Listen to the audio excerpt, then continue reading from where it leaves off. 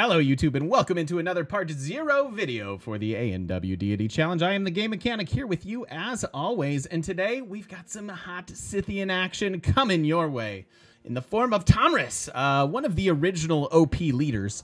She has gone through a few ebbs and flows as far as she was really way too powerful in the very beginning. Some of that was policy cards along with her naturally good abilities, and some of it was the fact that they fully healed. I believe you fully healed when you killed the unit, and that was just too much. So let's talk about the new and improved, or new and nerfed Tomyris, Killer of Cyrus. All units receive +5 combat strength when attacking wounded units. That's going to be fairly often, and like that alone is pretty decent. 5 combat strength is significant, and especially when you're beating up on a unit, just kind of eliminating it, then heals you, which is really good. So 5 combat strength, and then once you kill a unit, you heal up to, I don't know why it says up to. I guess maybe if you're only down 20 hit points, that's probably why.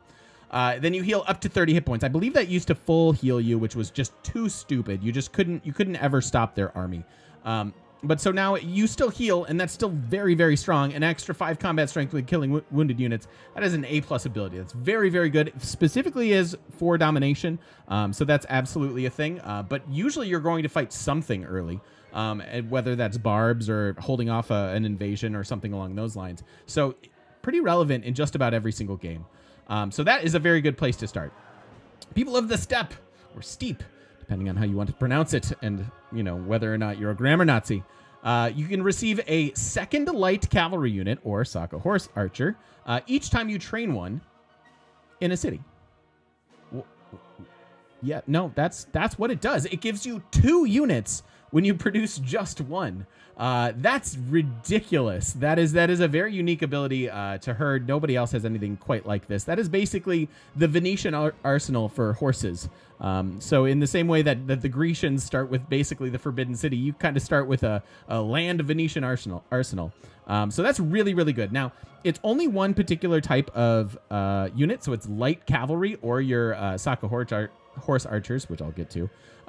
So it is kind of limited, and there's a big gap between horses and cavalry, and that gap needs to be filled with knights. So you're still probably going to need some sort of mid-tier unit if you're going to war the entire game, but it's really useful in the early game and is just ridiculous when you get to the cavalry. You can have so many cavalry rushing your opponent. Now, important to note, the next Civ expansion has been announced. It's called Gathering Storm, and we are getting more intermediary units. So there should, hopefully, be some sort of light cavalry in between horses and cavalry themselves. So this is actually going to get better, assuming it goes otherwise unchanged in the new expansion. If you want more content and analysis like that, please stop by the stream on Mondays, doing a co-stream with our buddy Normulator, and we're talking all things Civ. It's a busy time over there because we are talking about the expansion, and there's new leaders every week. There's Firaxis is streaming, so we can kind of steal stuff from them. So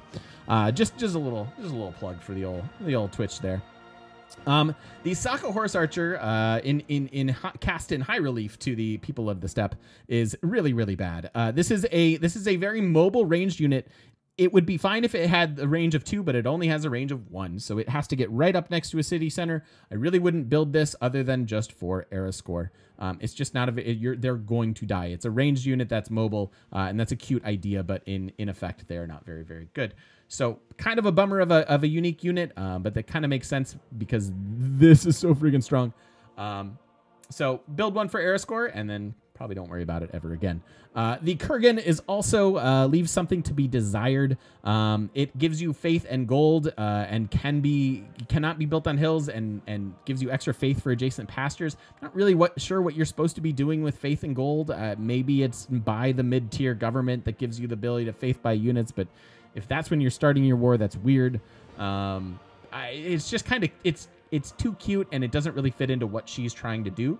That being said, you can get a little extra faith and a little extra gold out of some random tiles that you have here and there, and that's fine. But it doesn't give you housing. It doesn't give you production. It doesn't give you a lot of stuff that I would consider good. Speaking of not good, she has a poor start bias. She does, I believe, have a horse start bias, so that is cool. But she has a flat land bias. I don't like that. That's not going to help you produce things.